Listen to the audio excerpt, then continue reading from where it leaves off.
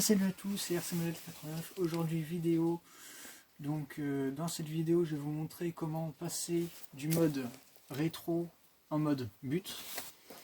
Donc là, pour ceux qui avaient regardé les vidéos que j'avais tournées avec le passage en grue, un grand merci. Donc là bon, j'ai pas fait une grosse série non plus sur le passage en grue parce que bon, forcément je ferai moins de choses avec cet équipement que si c'était avec ça. Donc ouais, la vis c'est là, voilà. Donc là j'avais retiré l'équipement but. Pourquoi? Parce qu'en fait il m'est arrivé un truc, c'est que j'ai déjà j'ai redonné enfin j'ai redonné, j'ai refourgué mon vérin, donc le vérin qui était ici pour le passage en but, donc c'est-à-dire translation balancier. Donc j'avais refourgué à mon petit frère pour un projet qu'il comptait faire. Donc du coup là bon, vous pouvez voir que entre temps il a bien changé, hein, parce qu'ici il y avait il y avait une partie qui était un peu plus longue et là je l'ai un peu rogné. Donc là c'est de mieux en mieux. Voilà. Et puis voilà, hein, le passage en grue, hein, je vous dis, hein, c'est assez simple, hein. Vous voyez, hein, je suis repris concrètement sur l'emplacement où il y a le balancier B2, parce que là c'est le B1 qui est là. Là ici vous avez la flèche qui est là. Alors flèche B1, et là voilà, je me suis repris carrément sur l'axe. Donc voilà.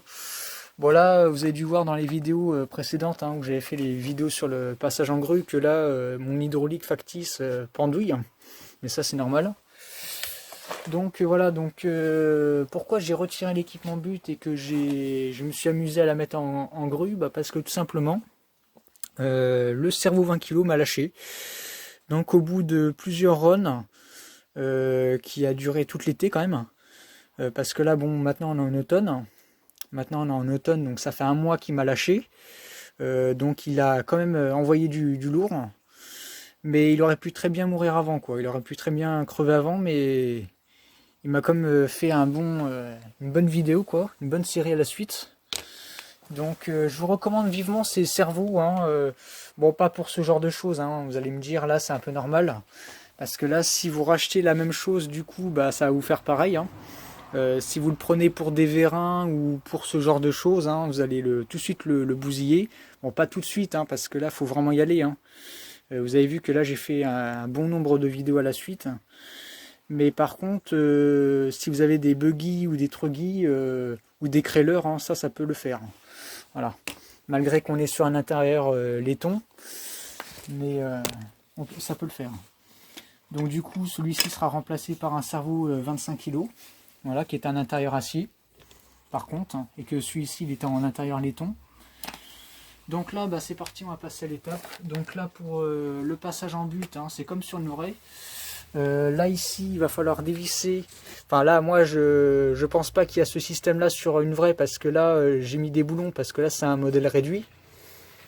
Mais je pense que sur le véritable modèle, ils ont mis des espèces d'axes en travers. Voilà, il n'est pas vraiment repris, si vous voulez, il ne traverse pas carrément la flèche, hein, parce que là, vu qu'il y a le cerveau qui passe là, pour la translation balancier B1, donc c'est pour ça que j'ai divisé le boulon en deux parties. Mais voilà, ça, on va dire, c'est un petit peu la même chose que sur le vrai modèle. Voilà. Donc je vais me mettre ici, je le cale, et puis je vous montre tout le long l'étape. Donc déjà, je dévisse les extrémités. Dites-moi toujours en description sur le véritable modèle, c'est-à-dire dans la vraie vie, si qu'est-ce qu'ils ont mis en fait à cet endroit-là, parce que je sais qu'il y a des espèces de parties qui dépassent, parce qu'en fait les petits manchons qui est là, ils sont pas contre la flèche. Il y a un autre support qui est derrière et je voudrais savoir ce qu'ils ont mis. Donc je dévisse d'abord le crochet, parce que ça je l'avais pas fait. Alors je rappelle que le boulon que j'ai mis, c'est-à-dire au bout du B1, pour le scellage de la partie grue, on va dire, et c'est le même boulon que j'utilise pour le passage en but. Voilà. Donc bah, ça c'est bon. Petit truc aussi avant que je vais faire. Voilà, ici, voilà, donc là j'ai enlevé les écrous. Hein. J'ai retiré le boulon. Donc tout est là. Et là, ici, vous avez un espèce de tirant. Alors, comme c'est écrit dans la doc Poquelin, ils disent que c'est un tirant flèche. Donc en fait, ça concerne l'étirement du B1 pour le passage en rétro ou autre. Donc là, il va falloir l'enlever. Donc là, je vais le faire. Bon, je vais prendre une pince de préférence plate. Parce que moi, je suis en 1 mm. Ouais, bah là, ça va le faire. Il y a juste à faire ça.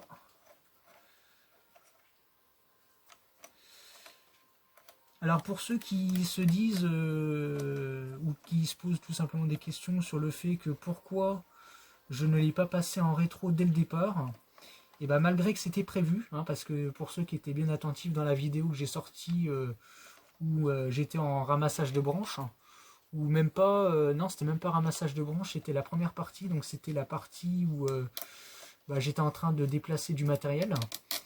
D'un point A d'un point B, et puis à un moment donné j'ai soulevé un godet, et ce fameux godet rétro que vous avez vu dans la vidéo, c'était le godet qui devait aller dessus pour le passage en rétro, mais ça s'est pas fait parce qu'en fait le problème c'est que vu que la version but est plus courte que la version rétro, et si je l'aurais passé en rétro, j'aurais...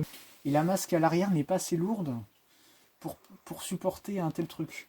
Donc c'est pour ça que je n'ai pas pu la mettre en rétro.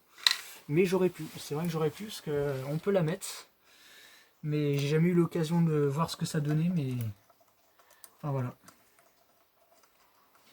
Donc du coup le godet il ira sur autre chose. Je ne dis pas le nom parce que je ne vais pas spoiler. Mais c'est prévu. Il y a déjà un truc qui est en cours là. Et pour l'année prochaine. Et je vais vous réserver bien des surprises sur ma chaîne. Donc ne vous inquiétez pas. Alors là, je vais... Alors là, il faut passer avant les broches sur leur endroit à leur effet. Voilà. Voilà, je fais gaffe parce que le châssis est en plastique. Et vu que je suis un maniaque. Donc là, je vais passer le boulon. On va le prendre de ce sens-là, tiens. Alors normalement, je devrais l'enlever, le boulon que je suis en train de mettre. Je sais pas si on le voit bien. Ouais, si on doit le voir. Ouais, parce que là, en fait, le vérin, il passe dans le même axe que je viens de mettre. Donc non seulement le boulon que je mets, il rattache la partie B1 contre la partie but de la POC, mais ça rattache aussi le vérin. C'est pour ça que vous avez un espèce d'accordéon. Voilà. C'est pour ça qu'il y a ce genre de choses. Donc là, je vais laisser ça comme ça pour le moment. Et là, je vais essayer de fignoler ça là parce que j'arrive pas à revoir cette partie-là. Moi, j'appelle ça un troisième point parce que normalement ici, vous n'avez pas une simple barre. Normalement, moi, je les représente. Enfin, disons que là, sur cette version-là, à l'échelle réduite, je l'ai représenté par un simple tirant, on va dire, en un seul bloc. Mais dans la vraie vie, vous avez l'axe ici, et au milieu, vous avez un espèce de troisième point, comme sur les tracteurs. Mais qui est beaucoup plus gros, hein, normalement. Mais moi, je l'ai pas fait parce que à l'époque, j'avais mis une espèce de biellette qu'on retrouve dans les créleurs, mais ça s'est pas fait. Parce que du coup, la biellette, ça l'avait forcé, vu qu'elle est en aluminium. Et vu qu'elle pèse son poids quand même, alors c'est pour ça que ça s'est pas fait. C'est parce qu'en fait, j'avais bien serré ça, puis en plus des deux côtés, je n'avais pas rogné à la meuleuse. Donc vu que je n'avais pas rogné à la meuleuse, c'est beaucoup plus dur. Parce que des fois la meuleuse, des fois elle passe pas. Bon voilà, j'ai mis ça comme ça. Voilà, c'est question de... Voilà. Bon, je remets les écrous. Alors, ouais. Là en fait, une fois qu'on comprend bien le truc, c'est simple. Hein. C'est simple. Bon par contre, ce qu'il faudra que j'y pense, c'est de mettre du frein filet. Enfin moi j'ai pas de frein filet, moi ce que je fais c'est que je prends de la cyano. C'est de la colle extra forte, hein, mais qui vous colle bien les doigts là. Donc je mets une petite larme sur chaque côté pour éviter que ça se desserre. À force de faire les va-et-vient. Parce que vous voyez, c'est un espèce d'accordéon ce truc là. C'est. Voilà. Bon bah voilà, il est présentement bien mis. Donc ça, faut pas que je le perde cette vis parce que c'est ce qui va rattacher la membrane au cerveau pour l'ouverture fermeture du godet. Donc je mets ça comme ça. Bon lui de toute façon il est mort, il est HS, mais là ça fait depuis un mois qu'il est comme ça. Bon bah voilà, finalement ça n'a pas trop mis longtemps à le faire. Désolé pour les petits passages un peu chiants, mais j'essaierai de couper au montage. Mais donc voilà, donc ça vous donne ça si vous avez bien suivi ce que j'avais dit, voilà, par rapport au système de base, parce que ça a été inspiré du système de base. Tiens, la vis, je vais la mettre dedans, voilà, comme ça je la perds pas. Donc voilà, donc là, prochainement vous allez la revoir. Enfin, je peux pas vous dire quand, parce que l'instant que je reçois la commande, parce que là j'en ai pris 4, hein. J'ai pris 4 cerveaux 25 kg, donc c'est les petits cerveaux bleus. Enfin, les petits cerveaux, ils sont pas petits non plus, hein, ils font la même taille que celui-là. Là, celui-là, c'est un 20 kg, mais il est mort parce que bon, le fait que j'ai trop forcé cet été avec, et puis bon, il était en intérieur laiton, donc forcément, il a lâché. Donc ça, ça c'est de l'histoire ancienne, ça, pour le moment. Donc ouais, l'instant que je reçois la commande, je vous dirai, mais voilà, normalement, ça met un délai maximal de 3 semaines, vu que c'est sur Wish. Mais normalement vous allez la voir prochainement. Voilà, quand je peux pas vous dire, mais cet hiver j'essaierai de faire un chantier avec en but, parce qu'en fait j'ai le champ de maïs là-bas là, et j'ai envie de faire des chantiers avec, parce que j'ai pas encore essayé en but avec les nouveaux vérins que j'ai réalisés à mèche, hein, pour ceux qui ont bien suivi. J'ai jamais eu l'occasion de voir ce que ça donnait, donc voilà. Et j'ai aussi quelque chose à vous révéler, une petite surprise qui va être bientôt sur ma chaîne. Pour ceux qui ont regardé la vidéo concernant l'actu du moment. Donc voici la Jeep. Donc prochainement je vous ferai une review et une vidéo off-road et run sur ma chaîne. Donc pourquoi j'ai mis un temps malade à vous sortir cette bolide, cet engin? Et à cause de ça, voilà. Ça, c'était le Vario d'origine du moteur. Donc le moteur, je tiens à bien préciser que le moteur n'est pas d'origine et n'est pas, enfin, il n'est pas d'origine par rapport à la boîte de transfert, parce qu'à un moment il doit être un peu plus gros, il doit être au moins un poil ou voire 2 poils plus gros que le moteur que j'ai installé. Parce que le moteur, je peux vous dire que j'en ai bavé à le mettre. Le pignon qui était vendu avec allait dessus, mais niveau placement des pas de vis par rapport à l'empattement de la boîte de transfert, ça n'allait pas dessus. Voilà. Il manquait encore 1 millimètre ou 2, donc c'était vraiment con. Mais des fois, il vous manque pas grand chose pour être emmerdé. Donc je vais vous le mettre à la lumière pour que vous voyez bien. Là, je l'ai mis là parce que là, tout à l'heure, j'ai fait un petit run off-road dans le champ de maïs. Et je peux vous dire que les pneus, ils étaient carrément bourrés de terre. On ne voyait même plus l'écran. Donc tout à l'heure, j'ai dépaté les pneus sur la route. Vous avez la terre qui volait, c'était trop ouf. Je le prends en dessous, bon, il est encore mouillé, mais voilà, je vous le montre vite fait. Voilà. Donc je sais, hein, je suis pas censé vous le montrer tout de suite, mais voilà, c'est pour faire de la pub, on va dire, pour la prochaine vidéo que je sortirai. Donc, description complète du Jeep Wrangler, c'était pas prévu, mais bon, tant qu'à faire. Donc ici, on va déjà commencer par le châssis, hein. C'est un peu mieux, je crois. Donc on a un châssis entièrement réalisé à l'arc, donc désolé pour ceux qui sont fans de soudure et qui sont fans de métallurgie, hein. Ceux qui sont fans de métallurgie, je pense que vous allez rigoler, parce que là vous allez sûrement peut-être vous dire qu'est-ce qu'il nous a fait là? Bah oui, j'ai pas de connaissances en soudure, mais je fais avec les moyens du bord, hein, voilà. Je fais ce que je peux. Mais ça le fait quand même, hein. On a quand même quelque chose de... On a quand même un bon rendu. On a quand même un très très bon rendu, donc ce qui compte c'est le rendu, hein. Après l'esthétique, hein, comme on dit, ça passe avec.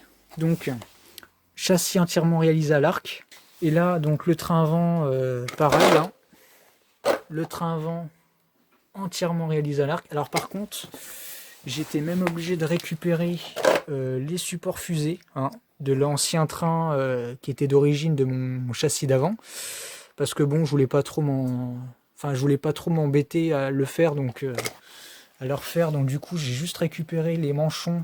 J'ai juste remis la même barre qui constitue le châssis pour le train avant. Donc là, vous avez toujours ma tringle de rideau qui est là. Cerveau, donc on est sur un cerveau 25 kg, donc le même que je vais avoir normalement pour la conversion vérin et que je laisserai en cerveau pour la Poquelin, hein. Donc bon, là il a été peint en rouge parce que là c'est la POC, mais on a aperçu un petit peu le 20 kg qui est là. Donc vous voyez qu'il fait, il fait à peu près la même, enfin il fait même la même taille, hein. Ça il n'y a pas photo, il fait exactement la même taille. Et donc du coup lui il est plus costaud que ça. Donc voilà. Donc là on est sur un 25 kg étanche, waterproof, que je recommande parce qu'ils sont vraiment à un prix abordable. Pour une dizaine d'euros vous l'avez. Boîte de transfert, donc on est sur une boîte de transfert SCX10 de chez Axial, avec la transmission qui va avec même son pont. Même le pont, il est à un prix abordable. Sur Wish, vous l'avez à une vingtaine d'euros, vous l'avez. Voilà. À une vingtaine d'euros, vous l'avez. Mais après, si vous comptez les frais de port, ça peut arriver jusqu'à 30. Donc, non, bah même pour 30 euros, c'est abordable. Parce qu'à un moment, son prix, il est plus cher. Voilà. Donc, toute la partie transmission SX10. Donc, le moteur, eh ben, il a été repris du 6.6. Voilà. Donc, ça, c'était le moteur du 6.6 qui est adapté en axial.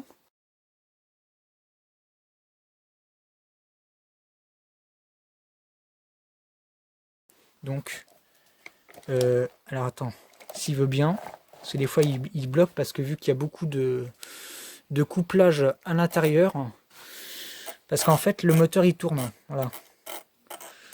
L'arbre est repris sur la carcasse.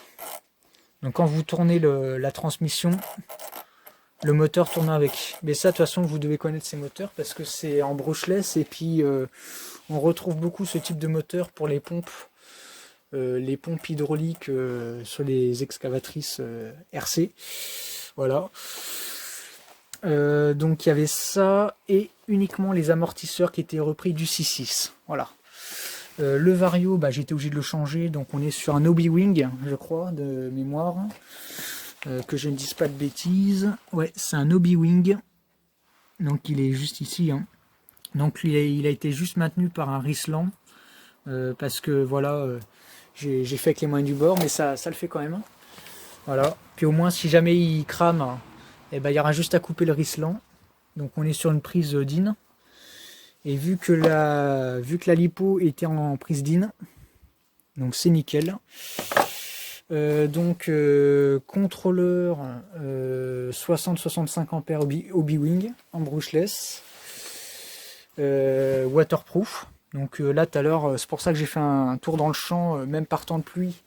Puis bon, j'avais la carreau, donc ça abritait le haut. Puis vu qu'il est assez surélevé, et ben avec l'herbe ça passe pas. Il n'arrive pas à toucher le truc. Bon, par contre, le seul truc qu'il va falloir que je fasse à l'avenir dessus, il faudra que je fasse un coude. Parce qu'en fait, alors attendez, ce que je vais faire, c'est que je vais le retourner, mais il faut pas que ça force les câbles. Bah, je vais le mettre comme ça alors. Ah oui, donc il y a une parfaite suspension, hein. Vous avez vu, hein, je le mets comme ça. Voilà. Le truc, il est tellement lourd que... Donc, ce que je revenais, donc du coup tout à l'heure pour le problème qui est dessus, mais bon, ça va se faire, je pense. Donc il va falloir que j'enlève les 4 vis qui maintiennent le ventilo, et le fait que j'étais obligé de le mettre dans cette position et pas dans l'autre sens parce que sinon ça faisait une tension sur les fils. Donc du coup, vu que le pneu est ici, et que quand je tourne, et ben, ça vient projeter de la bouillasse sur le ventilo. Bon là tout à l'heure quand j'ai fait le run, ça l'a pas flingué, malgré qu'on est sur un waterproof. Mais bon, vu que c'est étanche aux éclaboussures et pas l'immergement, donc ce qu'il va falloir que je fasse à l'avenir, il faudra que je fasse un coude qui sera repris sur les mêmes vis qui est ici. Suivant la marge que j'aurai sur les vis, et bah, j'aurai la possibilité du coup de mettre un petit coude comme ça. Donc en fait ce que je vais faire, c'est que je vais réaliser une espèce de coude en métal, mais bien étanche. Et du coup la partie air, elle va passer comme ça. Vous voyez, elle va passer comme ça. Et même si le pneu il éclabousse, et bah, ça viendra projeter la bouillasse ou l'eau sur le coude, mais pas sur la partie aération. Voilà. Donc j'espère que ça le fera. Ou alors sinon, et ben, je le ferai en hauteur, au cas où si lui il projette aussi, si ça revient au même. Donc voilà, voilà, voilà. Qu'est-ce que je voulais dire? Enfin, qu'est-ce que je n'ai pas encore dit? Oui, bah du coup, la carrosserie elle vient se fixer sur des écrous. Hein. Donc on est sur du 4 mm, je crois. Voilà, voilà. Donc oui, du coup, les biellettes, hein, enfin les supports, c'est du axial aussi. Ah oui, alors le récepteur, on est sur... donc du coup, j'avais pris la radio que vous connaissez, hein, parce que à une époque, elle était montée sur le fourgon. Le fourgon Peugeot, bon, qui n'a pas eu la chance d'être publié sur ma chaîne secondaire, vu qu'elle était sur ma première. Mais voilà, ça c'était la radio du fourgon, donc on est sur la FS GT2E. Et c'est ce qui fait fonctionner du coup le Jeep, donc ça suffit largement. Voilà, voilà, voilà. Et pour le fun, alors attendez. Je vais vous faire une petite démonstration quand même. Comme ça vous voyez par vous-même ce qui vous attend par la suite sur ma chaîne. Donc,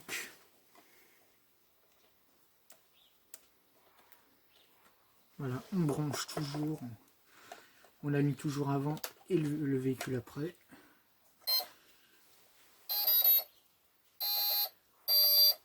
Voilà. Donc là, j'ai rajouté ça pour le fun. Alors attendez, je vais faire ça quand même bien parce que les fils, c'est vrai que c'est toujours un truc chiant sur ce véhicule. Le seul truc chiant sur ce véhicule pour le moment, c'est les fils. Mais ça, je verrai par la suite comment je peux aménager ça. Malgré que ça m'empêche pas pour faire des runs. Donc, phare imitation Xénon à l'avant. Et phare rouge à LED à l'arrière. Voilà. Donc repris sur la carreau. D'ailleurs, vous avez même un petit échantillon de maïs pour vous dire que j'ai fait un petit run tout à l'heure dans le champ. Donc voilà ce que ça vous donne. C'est bon, c'est pas la vraie hauteur, hein, parce que là, je l'ai posé carrément sur les écrous. Mais si j'enlève les écrous et que je le mets bien, on a à peu près ici toute la partie support pare-choc. Il vient rentrer un petit peu plus bas quand même. Mais vous voyez quand même bien le pont avec la transmise, donc voilà. Et puis pour le fun, j'ai mis le T600 à bord. Alors je sais pas si on le voit bien. Voilà, le petit T600 qui a été aménagé. Voilà, je l'ai mis de manière réaliste par rapport à une vraie personne, voilà. Avec le M134 à l'arrière qui était avec d'origine. Et ça normalement c'était le cordon. Alors attendez. Bon, j'espère qu'il marche, sinon s'il marche pas, je vous dirai c'est pas très grave parce que le plus important c'est le véhicule. Après les options à côté, c'est toujours un plus, mais c'est pas ça qui mettra en péril le véhicule. Donc j'ai enroulé ça comme ça parce que c'est pour le run. Donc en fait, ce que j'ai fait, c'est que j'ai fait une petite animation sur le personnage. En gros, à chaque fois que j'impose une direction, et la tête elle tourne. Voilà. Donc j'avais incrusté un servomoteur dedans. Et du coup, il y avait enfin juste avant, dans les débuts où je l'avais testé, et bah il y avait une prise Y Futaba en mâle femelle, donc qui venait rattacher ce câble qui était relié au personnage. Et vu qu'il y avait déjà ce trou qui était là, qui est juste là, et bah je faisais passer le câble là, et puis je le remettais sur la même voie que sur la direction. Vous voyez, sauf qu'un jour, ce qui s'est passé, c'est que vu que la carcasse du moteur tourne, et bah ça a frotté les câbles et ça m'a fait un court-jus. Donc toute la partie câble de la prise Futaba en Y mis en rade. Voilà. Donc voilà ce qui s'est passé. Bah sinon il est pas mal. Alors que je ne dise pas de bêtises, je crois que là-dessus c'est du SX10 en phare que j'avais monté. Donc vous voyez, il est comme assez fluide. Pour un 25 kg, on est quand même bien.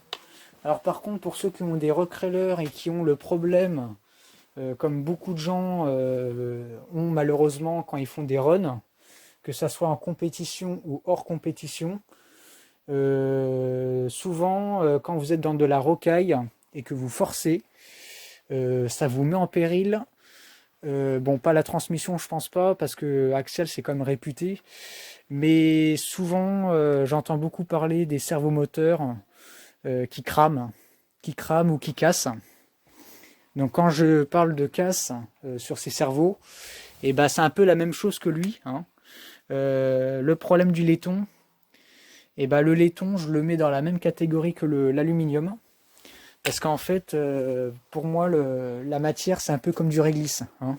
Si vous forcez trop, bah ça se tord ou ça se pète, comme souvent je vois, et ça c'est vraiment le problème.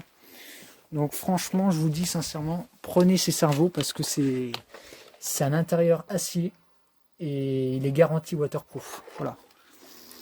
Il est garanti waterproof. Les bornes du moteur, ils ont mis une espèce de résine noire par-dessus, un peu comme genre du silicone. Et le potentiomètre également, il est complètement blindé électronique avec cette matière. Et puis entre la partie, donc la partie qui était ici du capuchon, mais sur ce servot, bah, ils ont mis un espèce de... Ils ont mis un joint. Hein, ils ont mis un joint et ça vient écraser le joint. Donc vous avez ça en plus. Et je vous dis, hein, ce servot, je l'ai payé dans les 10-20 euros. Hein, c'est pas cher. Hein. Moi, je vous dis... moi, j'en vois des fois, c'est hors de prix. C'est 24 euros, voire plus. Le servot, bah là, pour une dizaine d'euros, moi, je vous dis, prenez ces servos. Hein. Moi, ça fait depuis fin été, début octobre... Donc c'est-à-dire début automne que j'utilise ces servos, et ben je n'ai jamais été emmerdé pour le moment. Je vais essayer de vous faire une petite démonstration vite fait, assez courte, parce que bon, vu que là je l'ai mis de manière un peu temporaire.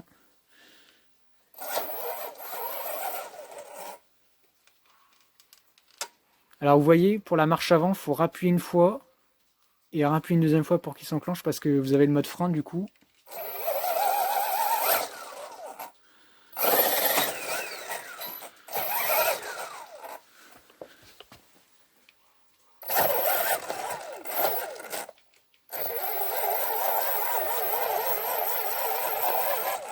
Donc moi je vous dis, voilà ce qui vous attend dans pas longtemps sur ma chaîne.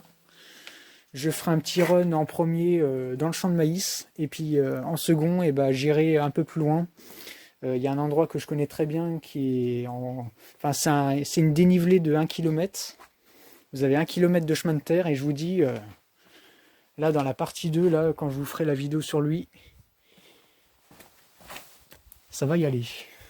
Bon bah sur ce les amis, likez, commentez, partagez, dites-moi ce que vous en pensez de lui et de lui. Et sur ce, je vous dis à ciao, allez.